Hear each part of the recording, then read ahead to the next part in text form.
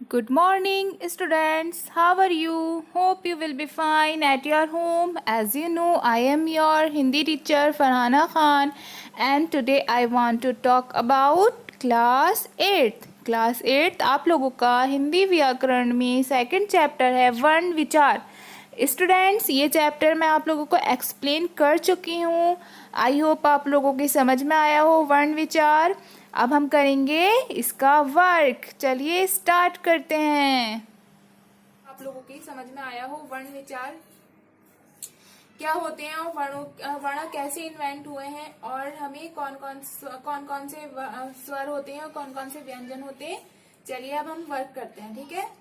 देखिए, first question है आप लोगों का, वर्ण विचार के अंतर्गत हम किसका अध्ययन करते हैं। जैसा कि मैंने आप लोगों को एक्सप्लेन कर चुकी हूँ वर्ण विचार के बारे में। चलिए आंसर देखते हैं। वर्ण विचार के अंतर्गत हम वर्णमाला, वर्णों के उच्चारण स्थान, वर्णों का मेल इत्यादि का अध्ययन करते हैं। ठीक है स्टूडेंट्स, क्या करते हैं वर्ण विचार के अंतर्गत? वर्ण कहाँ से आए, वर्णमाला हमारी कैसे इन्वेंट हुई। वर्णमाला आपको लोगों को पता ही है, वर्णों के उच्चारण यानी हम वर्ण कहाँ कैसे निकालते हैं, कैसे उच्चारण करते हैं, कैसे बोलते हैं वर्णों को। ठीक है, इस वर्णों के उच्चारण स्थान, वर्णों का मेल इत्यादि का अध्ययन करते हैं। ठीक है स्टूडेंट, सेकंड क्वेश्चन है आप लोगों का, स्वतंत्र रूप से बोले जाने वाले वर्ण क्या कहलाते हैं। तो स्वतंत्र रूप से बोले जाने वर्ण स्वर कहलाते हैं स्टूडेंट। स्वर क्या होते हैं? स्वर हमारी आसानी से बिना रुकावट के हमारे मुख से निकल जाते हैं, इसलिए ये स्वतंत्र रूप से बोले जाने वाले वर्ण कहलाते हैं। हम इन्हें बिना किसी रुकावट के आसानी से बोल सकते हैं।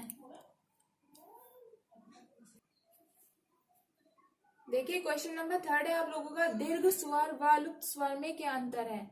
आंसर देखिए, इन स्वरों के उच्चारण में ह्रस्व स्वरों से 2 गुना या 2 मात्राओं का समय लगता है तथा इन स्वरों, देखिए पहले हम बात करते हैं दीर्घ स्वर की। इसमें क्या दे रखा है, इन स्वरों के उच्चारण में ह्रस्व स्वर से 2 गुना या 2 मात्रा यानी 2 मात्राओं के बराबर समय लगता है। किन स्वर से?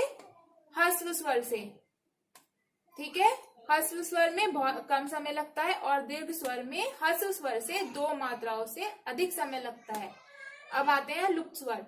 तथा इन स्वरों के उच्चारण में ह्रस्व स्वर से तिगुना समय लगता है, यानी तिगुना समय लगता है। लेकिन स्टूडेंट्स, लुप्त स्वर जो है हम इनका ज्यादा इस्तेमाल नहीं करते हैं।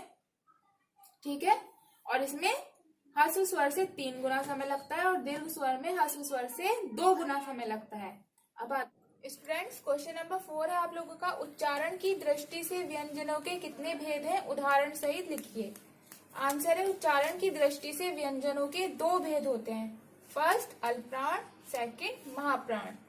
ठीक है स्टूडेंट्स, अल्पप्राण में हमारा कम समय उच्चारण करते समय यानी बोलते समय कम समय लगता है और महाप्राण में अधिक समय लगता है। ठीक है स्टूडेंट्स, देखिए अल्पप्राण का वर्ग। स्टूडेंट्स, का वर्ग में देखिए का गा ड़। देखिए स्टूडेंट्स, का से गा अलग है और ड़ा अलग है, लेकिन हम अपने कंठ से निकाल रहे हैं का को। गा भी हमारे कंठ से ही उच्चारण हो रहा है और ड़ा का भी हमारे कंठ से ही उच्चारण हो रहा है, इसलिए यानी हम बोल रहे हैं कंठ से ही बोल रहे हैं, तो इसलिए इसे हमने का वर्ग में रखा है। ठीक है, अब आते हैं महाप्राण, चा वर्ग। देखिए चा जा आया। देखिए चा वर्ग का उच्चारण करके देखिए, तालू से हमारी टंग जो है तालू से टच हो रही है। देखिए चा जा आया, इसलिए हमने इन्हें चा वर्ग में रखा है। स्टूडेंट्स, क्वेश्चन नंबर 5 है आप लोगों का, अल्पप्राण और महाप्राण में क्या अंतर है। इसका आंसर है अल्पप्राण। देखिए इन वर्णों के उच्चारण में कम समय लगता है, यानी इन वर्णों को बोलने में कम समय लगता है, और महाप्राण इन वर्णों के उच्चारण में अधिक समय लगता है, यानी इन वर्णों को बोलने के लिए अल्पप्राण से अधिक समय लगता है। ठीक है, क्वेश्चन नंबर 6 है, का से मातक व्यंजनों को क्या कहते हैं। तो का से मातक व्यंजनों को स्पर्श व्यंजन कहते हैं।